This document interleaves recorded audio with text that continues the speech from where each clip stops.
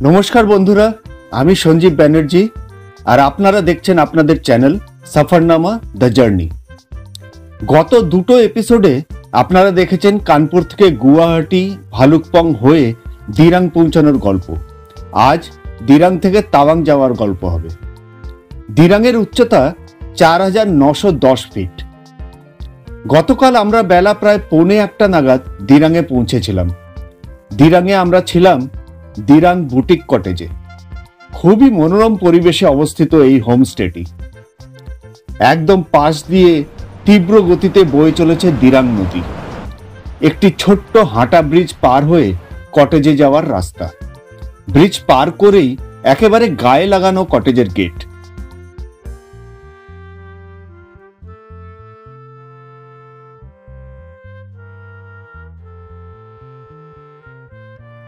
এদের মোট ৮টি রুম আছে। কাঠের ফ্লোর, কাঠের দেওয়াল, বাঁশের ফার্নিচার, সবকিছু যেন একটু আলাদা, পুরোটাই ইকো ফ্রেন্ডলি। সামনে সাজানো বাগান, যদিও এই সময় সিজন না হওয়াতে বিশেষ ফুল ছিল না, তবে গাছ ভরা কমলা লেবু দেখতে খুব ভালো লাগছিল। রাতের বেলায় নদীর গর্জনটা একটা আলাদাই অনুভূতি দেয়। গতকাল হাতে সময় থাকায় আমরা দিরাং মনেস্ট্রিটা ঘুরে নিয়েছিলাম, তাই আজ সকালে বেশ অনেকটা সময় নদীর ধারে ঘোরাঘুরি করে কয়েকটা ছবি তুলে আর ভিডিও করে জলখাবার খেয়ে আমরা বেরিয়ে পড়লাম সাংতি ভ্যালির উদ্দেশ্যে। দিরাং থেকে সাংতি ভ্যালির দূরত্ব মাত্র ১২ কিলোমিটার। সময় লাগে আধ ঘন্টার মতন। রাস্তা অত ভালো নয়। রাস্তায় উপর থেকে পড়া ছোট ছোট পাথরের টুকরো ভরে রয়েছে আর প্রচন্ড ধুলো ওড়ে এই রাস্তায়। আমরা সাংতি পৌঁছাই প্রায় 9:45। কেন জানি না সাংতি ভ্যালি আমার মনে খুব একটা দাগ কাটেনি। আসলে আমরা যখন সাংতি পৌঁছাই ওখানে তখন প্রচন্ড গরম, রৌদ্রে একদম দাঁড়ানো যাচ্ছিল না, তাই গাড়ি থেকে নামতেই ইচ্ছা করলো না। চারিদিকে কেমন যেন শুষ্ক শুষ্ক ভাব। মনে রাখতে হবে সাংতি হলো দিরাং থেকে পুরো ২০০০ ফিট নিচে, তাই আবহাওয়ায় অনেক পার্থক্য। যাই হোক, ওখানে বেশি সময় নষ্ট না করে আমরা রওনা দিলাম আমাদের আজকের গন্তব্য তাওয়াংয়ের দিকে।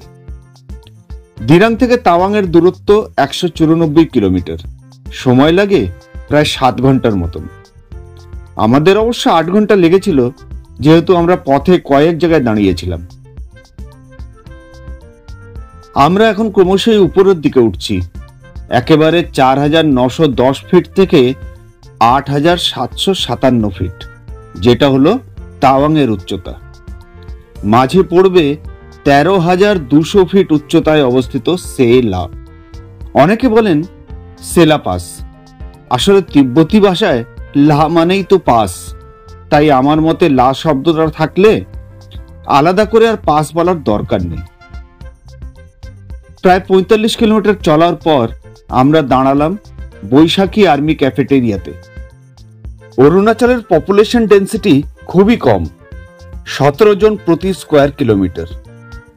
জনবসতি অনেক দূরে দূরে, তাই পথে পথচারীদের সুবিধার জন্য ভারতীয় সেনাবাহিনী জায়গায় জায়গায় এরকম চা, কফি, স্ন্যাক্স এর পয়েন্ট খুলে রেখেছে। কিছু হালকা জলখাবার খেয়ে আমরা আবার এগোলাম। দিরাং থেকে আমরা অনেকটা উপরে উঠে এসেছি। এগোচ্ছি ১৩,৭০০ ফিট উচ্চতায় সেলার দিকে। যত উপরে উঠছি পাহাড়ের স্বরূপ একদম বদলে যাচ্ছে। সেই ভালুকপংয়ে সবুজে ভরা পাহাড় থেকে আস্তে আস্তে গাছপালা কমতে কমতে এখানে পাহাড়গুলো একদম ন্যাড়া হয়ে গিয়েছে। রাস্তাও খুব একটা ভালো নয়। বেলা প্রায় ১টায় আমরা পৌঁছালাম বহু আকাঙ্ক্ষিত সেলা টপে। চারিদিকে মেঘাচ্ছন্ন, নিচে ওই দূরে দেখা যাচ্ছে সেলা লেক। লেক পর্যন্ত যাওয়ার জন্য বেশ অনেকগুলো সিঁড়ি নামতে হবে। নিচে যাব কি যাব না ভাবছি, কারণ এত উচ্চতায় অক্সিজেন খুবই কম। নামতে তো অসুবিধা নেই, উপরে উঠতে পারবো কিনা তাই ভাবছি। এমন সময় মাঝবয়সী এক ভদ্রলোক নিচে থেকে উঠে পাশ দিয়ে যেতে যেতে বলে গেলেন, যান, নিচে যান, খুব ভালো লাগবে। আর কিছু না ভেবে আমরা দুজনেই নামতে শুরু করলাম।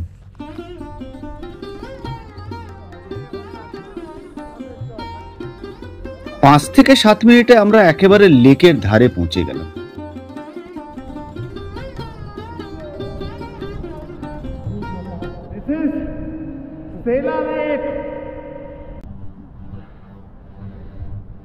জলটা একদম বরফ বরফ জল, কি আনন্দ, চারিদিকে কুয়াশা,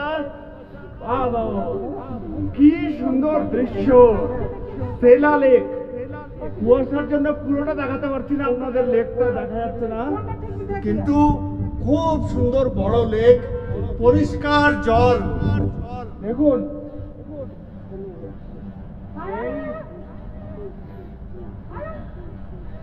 এই হলো জল, জমে গেছে আমার হাতের তালু।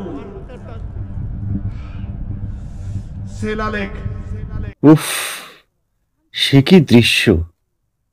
কথায় তো বোঝানো যাবেই না, ক্যামেরাতেও ধরা সম্ভব নয় প্রকৃতির সেই সৌন্দর্য। মেঘের সাথে লুকোচুরি খেলছে সেলা লেক, মুহূর্তে দৃশ্যমান, মুহূর্তে অদৃশ্য, এক কথায় অদ্ভুত। লেকের ধারে বেশ কিছুক্ষণ সময় কাটিয়ে একটা ভীষণ ভালো লাগার অনুভূতি নিয়ে আমরা আবার এগিয়ে চললাম এবং সেলা থেকে প্রায় 20 কিলোমিটার এগিয়ে পৌঁছালাম যশবন্তগড় ওয়ার মেমোরিয়াল।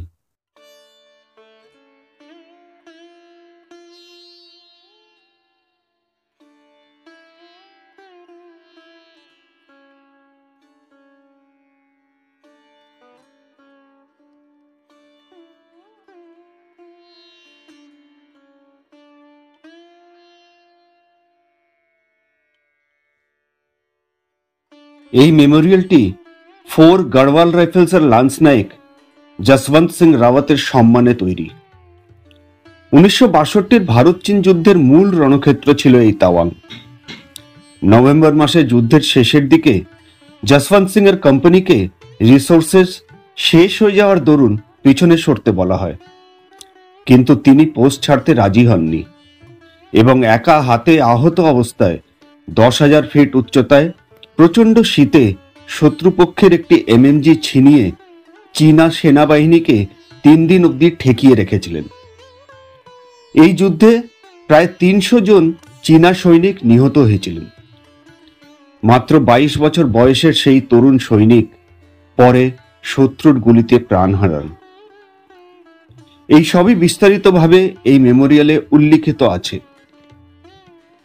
অন্যান্য মেমোরিয়ালগুলোর মতো এই মেমোরিয়ালটিও খুব সুন্দরভাবে সাজানো এবং পরিষ্কার পরিচ্ছন্ন। এখানে আসলে আবেগ ধরে রাখা খুব মুশকিল। এখান থেকে আশেপাশের ভিউটাও খুব সুন্দর। এখান থেকে বেরিয়ে বিকেল প্রায় 5টা নাগাদ আমরা তাওয়াং পৌঁছালাম। তো বন্ধুরা, এই এপিসোডটা এখানেই শেষ করছি। পরের এপিসোডে আমরা দেখব ভারত চীন সীমান্তে অবস্থিত বুমলা এবং তাওয়াংয়ের স্থানীয় দর্শনীয় স্থানগুলো। সঙ্গে থাকবেন। যারা এখনো চ্যানেলটিকে সাবস্ক্রাইব করেননি তাদেরকে অনুরোধ, প্লিজ সাবস্ক্রাইব করুন। নতুন চ্যানেল, আপনাদের সাপোর্ট ছাড়া গ্রো করা সম্ভব নয়। আর হ্যাঁ, বেল আইকনটিকে টিপতে ভুলবেন না, যাতে আগামী ভিডিওগুলোর নোটিফিকেশন আপনারা সময় মতন পেয়ে যান। শীঘ্রই আবার দেখা হবে পরের এপিসোডে। ভালো থাকবেন, সুস্থ থাকবেন। নমস্কার।